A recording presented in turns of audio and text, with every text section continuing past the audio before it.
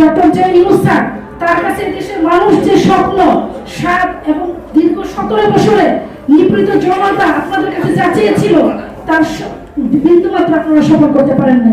দুঃখের সাথে বলছি, আপনারা সাংবাদিক, আপনাদের মধ্যে জানাতে চাই, তারা নির্বাচন তো দূরের কথা, এদেশের মানুষের দ্রব্যমূল্য আজকে স্বাধীনতা নাই। শুধুমাত্র এটা রাজনৈতিক আশ্রয় খুঁজবেন না।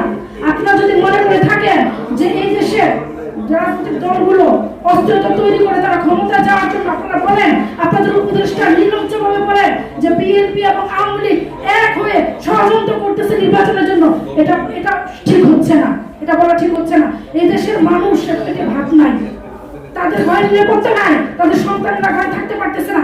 এই জনগণ যদি বিদ্রোহ করে বেরোয় আসে, এই যে আজকে যে দেশের আইন শৃঙ্খলা নষ্ট হচ্ছে এবং এই অবনতি হয়েছে, আপনাদের কাছে অনুরোধ, এখনো সময় আছে, 7 মাস অনেক সময় দিয়েছে, আপনাদের কাছে অনুরোধ, নির্বাচনের পথে আসে।